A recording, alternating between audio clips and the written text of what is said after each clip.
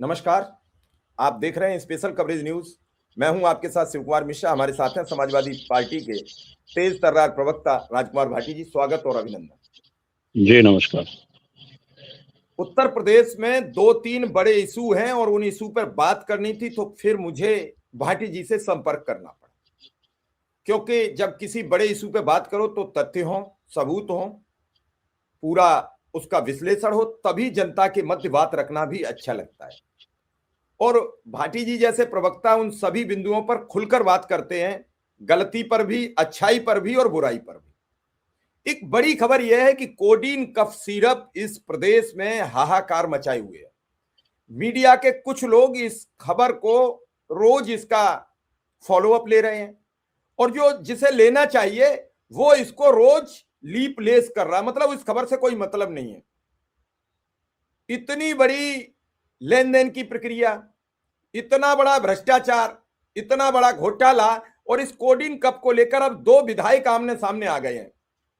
पहले जो विधायक आमने सामने आ रहे हैं वो कभी सपा में थे, लेकिन अब वो अपनी तिलांजलि देकर सपा से निकल चुके हैं, बाहर जा चुके हैं। दोनों एक तरीके से कहें तो भाजपा में, क्योंकि जब सब लोकसभा का चुनाव चल रहा था तो किसके इशारे पर उन्होंने पर्चा वापस किया ये तो वही बता सकते हैं। जेल से बाहर आए तो कैसे आए वही बता सकते हैं। लेकिन भाटी जी, सवाल यह है कि इसके बाद वो बुलडोजर कहां है? कोई यादव होता, कोई ब्राह्मण होता, कोई मुसलमान होता तो क्या होता? मैं सिर्फ इतना जानना चाहता हूं, तो बुलडोजर कहां होता? पहली बात तो ये कि पर्चा किसके कहने पर वापस किया था, ये बात छिपी हुई नहीं है, ये तो उजागर उसी समय हो गई थी।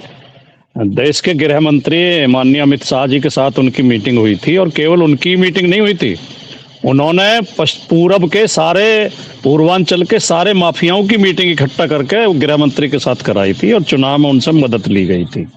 ये कुछ यूट्यूब चैनल्स ने और कुछ पोर्टल्स ने खबरें चलाई भी थी।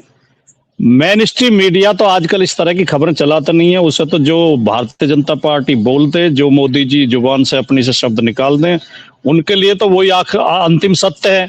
उनके लिए तो वही पत्थर की लकीर है, वो तो वही चिल्लाते रहते हैं 24 घंटे।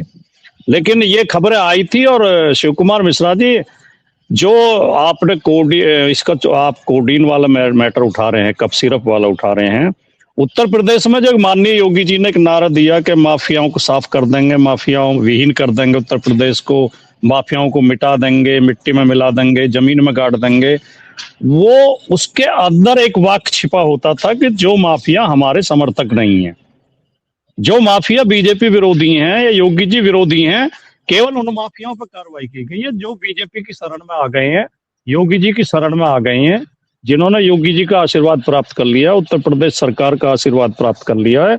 उन्हें सरकार पूरा सहयोग कर रही है, वो फल फूल रहे हैं। और एक कप सिरप का मामला नहीं है, हर क्षेत्र में भाजपा संरक्षित, भाजपा पोषित माफिया खुला खेल खेल रहे हैं। चाहे वो खनन का क्षेत्र हो, चाहे वो शराब माफिया का क्षेत्र हो, यहां तक कि क्राइम तक भी संरक्षण में हो रहा है। सरकार और बीजेपी के संरक्षण में क्राइम तक हो रहा है, अपराधी भी संरक्षण पाए हुए हैं। और जो जो बीजेपी के शरण में आ गया उसके सारे गुनाह माफ हैं। अब एक सिपाही का मकान बार बार मीडिया में दिखाया जा रहा है, यूट्यूबर्स दिखा रहे हैं। मैंने जैसा कि पहले भी कहा, मेन स्ट्रीम मीडिया ऐसी खबरों को छेड़ती नहीं है, तो वो उसमें बार बार सवाल पूछे जा रहे हैं कि एक सिपाही स्तर का आदमी, इतना शानदार मकान, इतनी आलीशान कोठी, अगर वो कोठी किसी समाजवादी पार्टी या दूसरी पार्टी से जुड़े व्यक्ति की होती, या आजकल जाति का फैक्टर भी उत्तर प्रदेश में बहुत हावी है, किसी जाति विशेष या धर्म विशेष से जुड़े व्यक्ति की होती, तो योगी जी का रौद्र रूप फिर देखने लायक होता। पीछे बरेली में एक पथराव की घटना हुई, जिसका कि मैंने उस समय भी निंदा की थी। हम कभी भी हिंसा के समर्थक नहीं है, पुलिस भी हमारी अपनी है, पुलिस के ऊपर पथराव नहीं करना चाहिए। लेकिन उसके बाद जो योगी जी की भाषा थी, मैं डेंटिंग पेंटिंग कर देता हूं, मैं गर्मी निकाल देता हूं, ये भाषा योगी जी ने उस दिन नहीं बोली जब आगरा में एक निर्वाचित सांसद के घर पे पथराव हो रहा था। निर्वाचित सांसद के घर पे गुंडे उपद्रव कर रहे थे, बल्कि जो 22 लोग अरेस्ट किए थे, पुलिस ने हिरासत में लिए थे, उन 22 लोगों को शाम को 5 बजे छुड़वा दिया गया, बिना जमानत के, बिना किसी मुकदमे के। तो ये जो दोहरा खेल उत्तर प्रदेश में चल रहा है कि जाति देख के, धर्म देख के और पार्टी देख के जो सारी कार्रवाइयां होती हैं, वो। और आप अगर इजाजत दें तो मैं आपको एक घटना नोएडा की बताना चाहता हूँ। उससे उत्तर प्रदेश पूरे पूरे उत्तर प्रदेश की जो योगी जी की कार्यशैली है और जो बीजेपी की सोच है वो उजागर हो जाएगी। यहाँ नोएडा में एक स्क्रैप व्यापारी जो मुस्लिम है, वो बहुत बढ़िया उसका स्क्रैप का काम चल रहा था। कई बड़ी बड़ी कंपनियों में उसका स्क्रैप के ठेके थे, एलजी कंपनी में, और इसमें जो उसकी फोन बनाने वाली कंपनी है सैमसंग में, और होंडा कार बनाने वाली कंपनी में, और न्यू हॉलैंड ट्रैक्टर कंपनी में। क्योंकि मैं लोकल में रहता हूँ, मुझे सारी जानकारी है। और वो बेचारा सबसे अनुशासन में रह के कोई गलत काम नहीं करता, तो उसका बहुत बढ़िया व्यापार था। भारतीय जनता पार्टी की सरकार ने उसे माफिया घोषित करके उसके सारे ठेके छीन लिए, और यहाँ एक दूसरे व्यक्ति को जो गुर्जर जाति से जो है उसे दिलवा दिए सारे ठेके। और जो यहाँ कमिश्नर थे, कमिश्नर के संरक्षण में, बल्कि लोग तो कहते हैं कमिश्नर की हिस्सेदारी थी उसमें।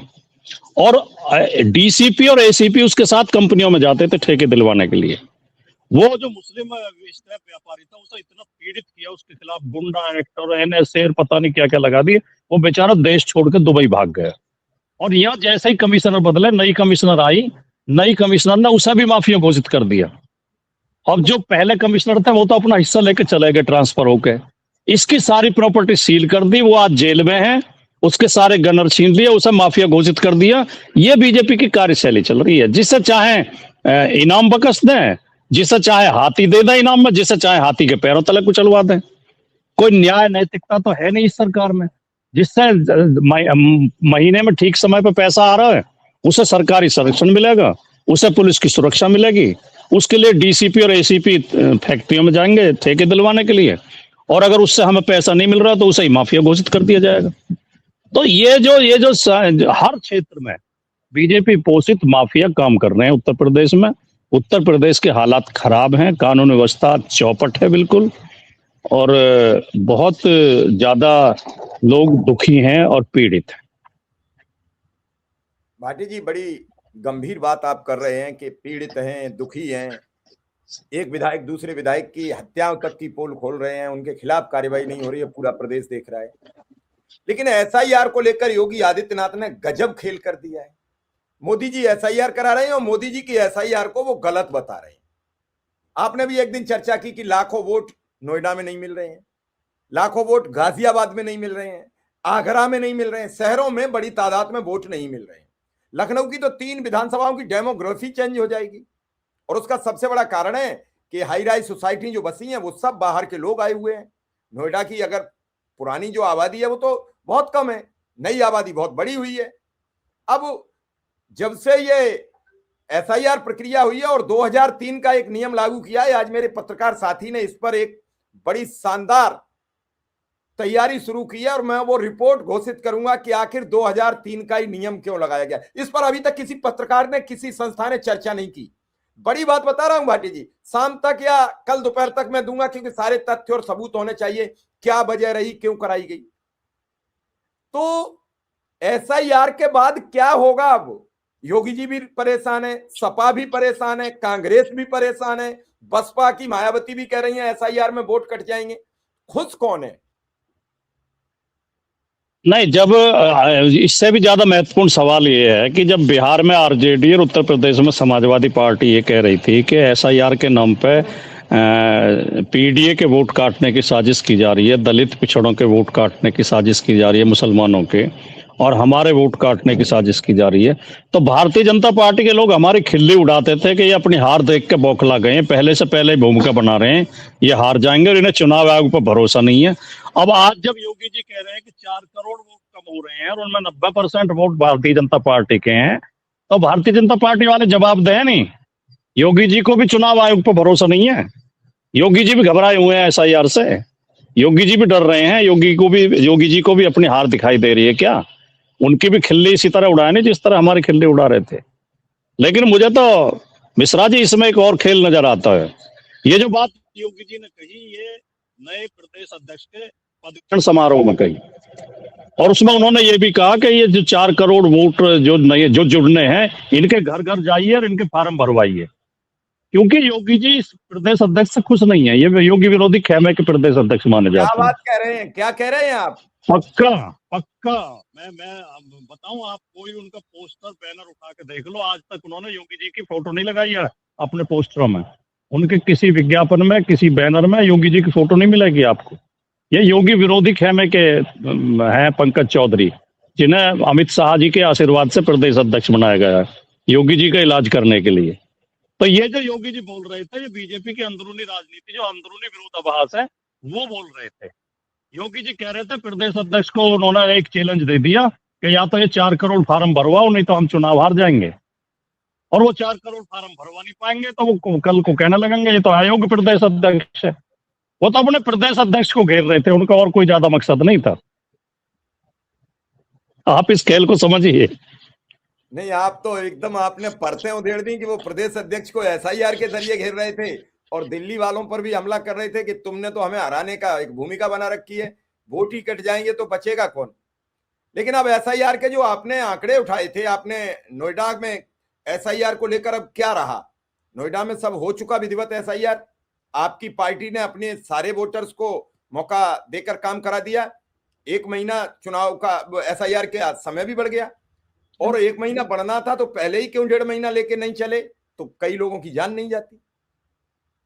देखिए, समाजवादी पार्टी के कार्यकर्ताओं ने इसमें शानदार काम किया है। पूरी एसआईआर प्रक्रिया में जो हमारे बीएलए हैं और जो पीडीए प्रहरी हैं, उन्होंने बूथ बूथ पे जाके वोटर के घर जाके उनके फार्म भरवाए, उसमें मदद की है और हमारे ज्यादातर लोगों के फार्म भर गए हैं।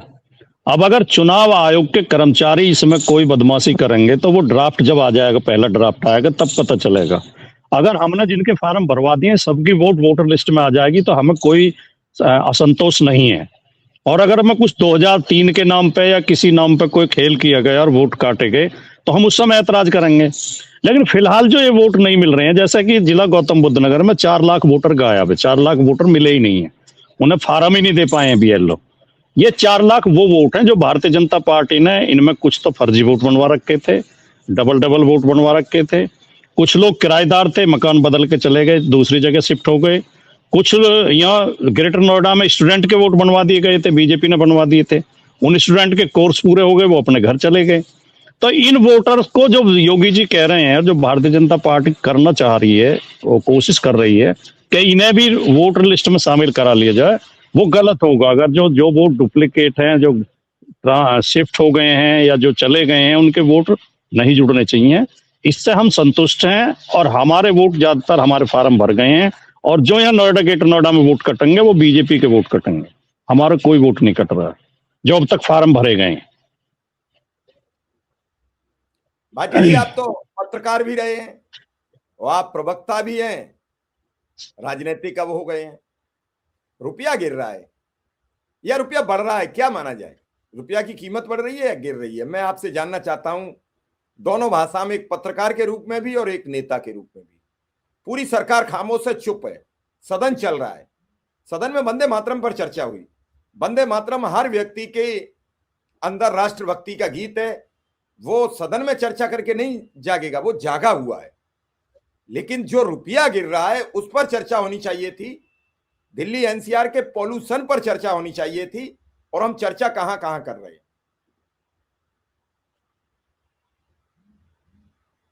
मिश्रा जी, अगर शाम को न्यूज चैनल खोल के देखें तो ऐसा लगता है कि देश ऊंचाइयों पर पहुंच गया है, विश्वगुरु बन गया है, तरक्की के मापदंड छू रहा है। वो अदम गौंडवी का शेर है ना कि तुम्हारी फाइलों में गांव का मौसम गुलाबी है, मगर ये आंकड़े झूठे हैं, ये दावा किताबी है।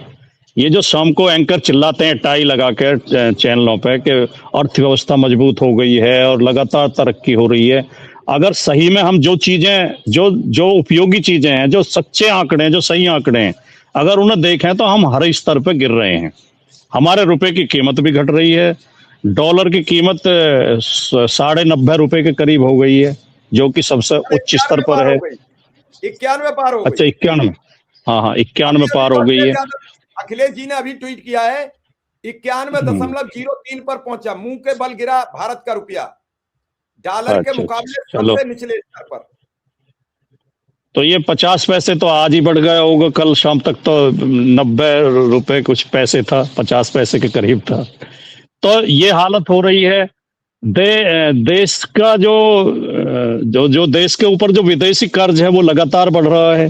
मोदी जी आए थे 50 लाख का करोड़ का कर्ज था, अब 250 लाख करोड़ से ऊपर हो गया है। स्विस बैंकों में काला धन लगातार बढ़ रहा है, 3 गुना हो गया है। पेट्रोल डीजल के दाम लगातार बढ़ रहे हैं, देश में बेरोजगारी लगातार बढ़ रही है, भ्रष्टाचार और रिश्वतखोरी लगातार बढ़ रही है, अपराध लगातार बढ़ रहे हैं। तो देश की हालत तो खराब होती जा रही है। देश की जो संवैधानिक संस्थाएं हैं उनकी उनकी जो साख है वो लगातार कम होती जा रही है। मीडिया की जो निष्पक्षता है वो खत्म होती जा रही है, जो स्वतंत्रता है मीडिया की। तो देश का तो जो लोकतांत्रिक पैमाना भी गिर रहा है, आर्थिक पैमाना भी गिर रहा है, देश की सुरक्षा भी खतरे में है। अड़ोसी पड़ोसी मुल्कों से हमारे संबंध लगातार खराब होते जा रहे हैं। हमारी मूवी पे वो लोग बैन लगा रहे हैं जो अब तक हमारे मित्र देश रहे हैं, अरब कंट्रीज जो हमारे साथी रहे हैं, संयुक्त अरब अमीरात या जो जो कतर और दोहा और जो सारे देश हैं वो हमारे जो मित्र रहे हैं और हर संकट में हमारे साथ खड़े रहे हैं, वो हमारी मूवी पे प्रतिबंध लगा रहे हैं। तो ये तो देश की तो स्थिति किसी भी क्षेत्र में सुधर नहीं रही है। और सबसे ज्यादा खराब, जब इन्हें यही पता नहीं, अब हमारे तो एक नेता ने बयान दे दिया कि हम तो रुपए में व्यापार कर रहे हैं, हमें डॉलर से क्या मतलब है। जब डॉलर की कीमत बढ़ेगी, बाहर से विदेश से तो व्यापार डॉलर में ही होता है, तो जो भी चीजें हम लाएंगे वो महंगी होंगी सब, और हमारा निर्यात घटता जा रहा है, आयात बढ़ता जा रहा है। तो हम तो आर्थिक संकट की ओर लगातार बढ़ रहे हैं। बहुत खराब स्थिति है, किसान की हालत खराब है, किसान की उपज बिक नहीं रही सही मूल्य में, मजदूर को पूरी मजदूरी नहीं मिल रही, न्यूनतम मजदूरी नहीं मिल रही। न्यूनतम मजदूरी का आपने सवाल उठा दिया, वो तो मनरेगा का नाम बदल देंगे, बताते हैं कि वो गांधी जी का नाम ठीक नहीं है। आप गांधी के प्रति जो नफरत है भारतीय जनता पार्टी आरएसएस की, वो तो बहुत पुरानी है, उसे सब लोग जानते हैं। लेकिन अब ये खुल के इन्होंने आज पहली बार अब प्रदर्शित की है कि महात्मा गांधी का नाम ही उस योजना से हटा दिया, जो महात्मा गांधी की सोच पे ही आधारित थी। महात्मा गांधी ने ही ये सोच दी थी कि ऐसी योजना होनी चाहिए जिसमें गांव के लोगों को गांव में ही रोजगार मिले, उन्हें गांव से पलायन न करना पड़े, उन्हें भूखे न मरना पड़े। तो महात्मा गांधी का नाम तो उसके साथ होना चाहिए था, ये बहुत अच्छी बात थी। लेकिन अब उससे भी ज्यादा मजाक और क्या बताएं कि देश को उल्लू बनाने की बात यह है कि कह रहे हैं हम राम के नाम पे लेकर आए, इसमें राम का नाम है, और राम का नाम उसमें कहाँ है। उसका उसका जो नाम इन्होंने रखा है विकसित भारत गारंटी फॉर रोजगार। अब आप एक बात देखिए, ना हिंदी में बना पाए नाम, ना अंग्रेजी में बना पाए, या तो पूरा हिंदी में बना लेते या पूरा अंग्रेजी में ही बना लेते। विकसित भारत गारंटी फॉर योजना फॉर रोजगार एंड आजीविका मिशन। रोजगार और आजीविका में क्या अंतर है? मतलब बिल्कुल जो अपना बौद्धिक दिवालियापन है उसे दिखा रहे हैं। और मैंने तो कल एक चैनल पर बोला भी कि इसे राम बनाने के लिए केवल एंड आजीविका मिशन को लेकर आए, उसकी कोई जरूरत नहीं थी। और अगर इस तरह राम बनाना है, रा और मैं जोड़ के, तो फिर तो रावण और मंदोदरी को जोड़ के भी राम बनता है। फिर तो रावण को भी राम की तरह दृष्टि कौन सी देखें हम? रावण का पहला रा ले लो और मंदोदरी का मैं ले लो, तो वो दोनों मिलकर भी राम ही बनते हैं। तो क्या मूर्खतापूर्ण और हास्यास्पद बातें कर रहे हैं, पता नहीं कहां से इस तरह की दूर की कौड़ी लेके आते हैं। लेकिन सच्चाई ये कि ना गांधी जी का नाम हटाना था, ये गांधी जी के भारत को गॉडसे का भारत बनाना चाहते हैं। ये गांधी जी के विरोधी हैं, गॉडसे के पुजारी हैं, और इसकी चिंता देश के हर नागरिक को करनी चाहिए। ये देश अगर गांधी के रास्ते को छोड़ के गॉडसे के रास्ते पर चलेगा तो ये देश पाकिस्तान, बांग्लादेश, ईरान, इराक की तरह बर्बाद हो जाएगा। ये देश जो है गांधी के रास्ते पे चल के ही आगे बढ़ सकता है, गॉडसे के रास्ते पे ये देश गड्ढे में चला जाएगा। चाहे वो उत्तर प्रदेश हो चाहे भारत हो, अंतिम सवाल है, ये योजनाओं के नाम बदलकर, योजनाओं को बदलकर क्या उसको कुछ नए आयाम दे सकते हैं? इनके पास अपनी योजनाएं कितनी हैं, अपनी योजनाएं कौन कौन सी लॉन्च की हैं, उन पर चर्चा क्यों नहीं होती? नाम बदलकर क्या मिलेगा? अब तक ये 17 से 18 योजनाओं को केंद्रीय योजनाओं का नाम बदल चुके हैं। नहीं, अब मोदी जी ने विकलांगों को दिव्यांग कहना शुरू कर दिया, तो विकलांगों के जीवन में कोई सुधार आया क्या? उनकी पीड़ा कुछ कम हुई, उनके दर्द कुछ कम हुए, उनकी समस्याएं कुछ कम हुई क्या? हम विकलांग को दिव्यांग कह देंगे तो उनका जीवन सुधर जाएगा? हम इलाहाबाद को प्रयागराज कह देंगे तो क्या वहां के लोगों को रोजगार मिल गया, शिक्षा मिल गई, या वहां अपराध कम हो गए? ये लोगों को असली समस्याओं से ध्यान हटाने की कोशिश है और उन्हें बहका के वोट हासिल करने की कोशिश है। झूठे नैरेटिव और झूठे नरेशन गढ़ने के प्रयास हैं। और कुछ नहीं है। और ये अब लोगों की समझ में आ रहे हैं, अब वो लोग इनके बहकावे से बाहर निकलना चाहते हैं। भाटी जी, एक लाइन आपसे पूछूंगा सिर्फ कि एसआईआर को लेकर समाजवादी पार्टी का रुख क्या है और क्या रहेगा? जो हो गई उससे संतुष्ट हैं? नहीं, अब जब ड्राफ्ट आएगा अगर उसमें कुछ गड़बड़ी मिली तो हम कहेंगे, वरना हमने अपने लोगों के फार्म भरवा दिए हैं, ज़्यादातर लोगों के फार्म भर गए हैं। अभी हमें फिलहाल तक कोई विशेष शिकायत नहीं। चलिए भाटी जी, आपने हमें समय दिया, इसके लिए आपका बहुत बहुत आभार, बहुत बहुत धन्यवाद।